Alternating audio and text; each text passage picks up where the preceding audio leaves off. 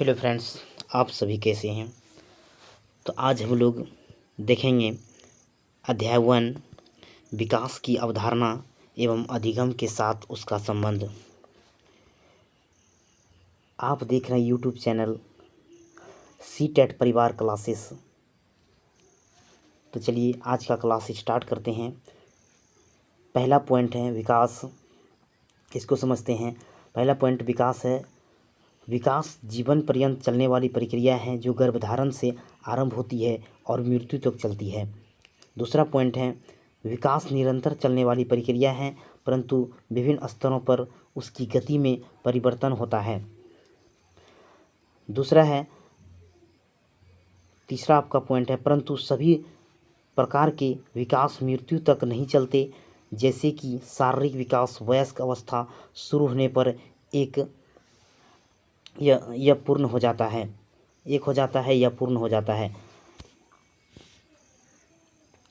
आगे देखिए, आपका पॉइंट है कि मानव विकास की निम्नलिखित अवस्थाएं हैं। कौन कौन अवस्थाएं, ये इम्पोर्टेंट है, आप इसको याद रखेंगे।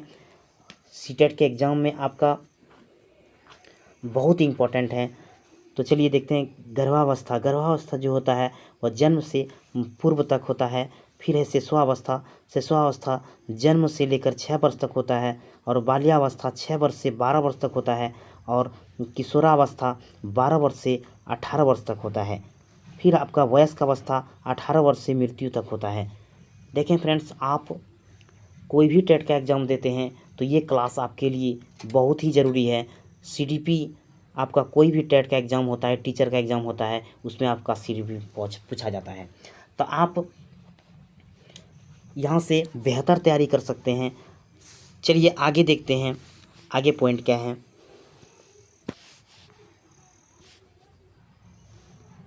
आगे पॉइंट है, 1 मिनट मैं इसको ठीक है। अगला पॉइंट है परंतु बाल विकास अथवा बाल मनोविज्ञान केवल किशोरावस्था तक ही अध्ययन किया जाता है। परंतु बाल विकास जो होता है ना, और मनोविज्ञान में केवल किशोरावस्था तक ही अध्ययन किया जाता है। ठीक है। अगला पॉइंट है मानव विकास मात्रात्मक एवं गुणात्मक होता है। ये क्वेश्चन आता है, पिछले बार ये क्वेश्चन आया था। मानव विकास कैसा होता है, तो आपको बताना है। मानव विकास जो होता है मात्रात्मक एवं गुणात्मक दोनों होता है। फिर रहेगा कि विकास लचीला होता है, तो हाँ, विकास लचीला होता है। इसलिए मैं आगे यहाँ पर अलग पॉइंट करके इसको बनाया हूँ। ठीक है। आगे देखिए, आपका अब अधिगम आ गया। अधिगम क्या है, इसको समझते हैं।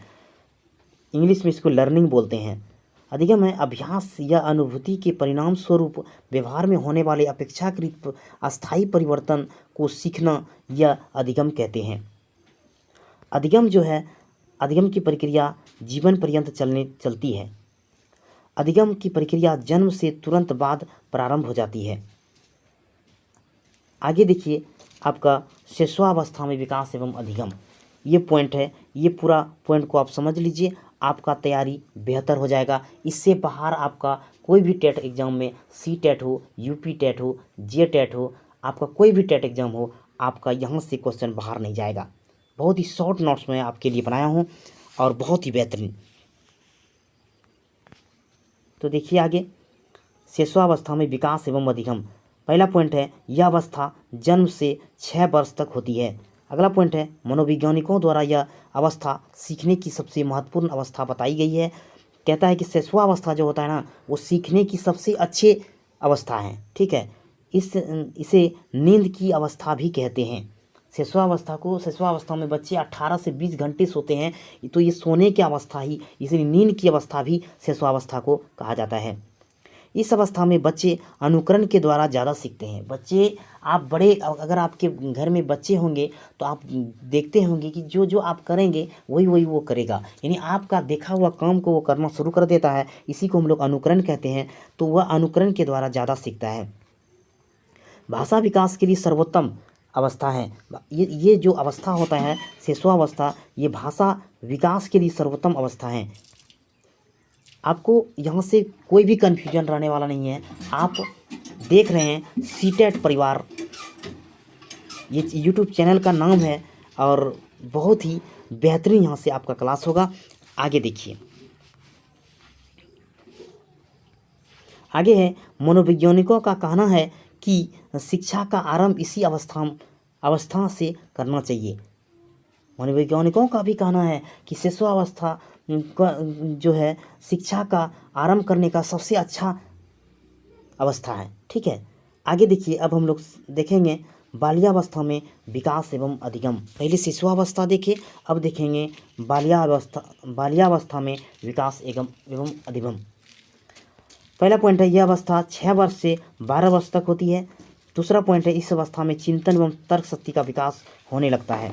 नेक्स्ट पॉइंट है, आपका 3 पॉइंट ही इसमें बन रहा था, इसी को मैं आपके सामने रख रहा हूँ, बाकी वो ज़रूरी नहीं था, तो ये आपका महत्वपूर्ण पॉइंट है, आप इसको रट लें। शिशुअवस्था में सीखने की गति बहुत तीव्र होती है, परंतु बाल्यावस्था अपेक्षाकृत धीमी हो जाती है। शिशुअवस्था बहुत ही तीव्र गति होता है सीखने का, लेकिन बाल्यावस्था आते आते क्या होता है, धीमी हो जाता है, परंतु सीखने का क्षेत्र व्यापक हो जाता है। बच्चे का सीखने का क्षेत्र जो है बाल्यावस्था में व्यापक हो जाता है, क्योंकि उसका दोस्त बन जाता है, वो अपने पास पड़ोस में खेलने लगता है।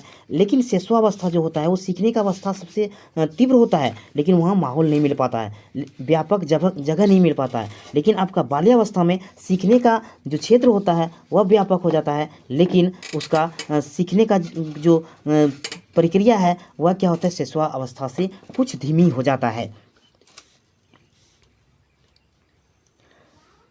आगे देखिए, किशोरावस्था में विकास एवं अधिगम। यह अवस्था 12 से 18 वर्ष तक होती है। यह अवस्था बहुत ही कठिन अवस्था होती है, क्योंकि इस अवस्था में बहुत सारी शारीरिक एवं मानसिक परिवर्तन होने लगता है।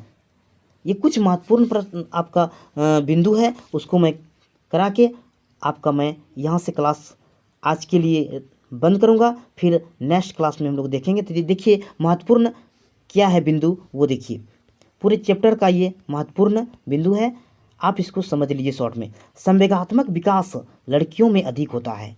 दूसरा पॉइंट है, किशोरावस्था में लड़कियों का शारीरिक विकास लड़कों की अपेक्षा तेजी से होता है। तीसरा पॉइंट है, बाल्यावस्था को गैंग एज भी कहा जाता है। किशोरावस्था को तूफान की अवस्था भी कहते हैं। किशोरावस्था को तूफान की अवस्था कहते हैं। और पांचवा पॉइंट है कि बालक के विकास में सबसे बड़ी भूमिका समाज की होती है, परंतु प्राथमिक भूमिका परिवार की होती है। ये क्वेश्चन आपका आता है कि सबसे यानी समाज की पहला भूमिका जो है किसका होता है, तो वह आपका परिवार होता है, और दूसरा जो होगा वह आपका भूमिका समाज का होगा। अगला पॉइंट आपका है और लास्ट पॉइंट है, देखिए इसको 6 पॉइंट है कि बाल विकास के अंतर्गत शारीरिक विकास, सामाजिक विकास, मानसिक विकास, संज्ञानात्मक विकास और संज्ञानात्मक विकास के व्यक्तित्व का विकास, भाषा आदि सभी आ जाते हैं। ठीक है फ्रेंड्स, आप का यहाँ से कैसे क्लास रहा, आप इस क्लास को देखें, आपको कैसा लगा। अगर अच्छा लगा तो लाइक कर दें, और सब्सक्राइब तो आप कर ही देते हैं। तब तक के लिए बने रहें। सीटेट परिवार की तरफ से आपको बहुत बहुत शुभकामनाएं। धन्यवाद।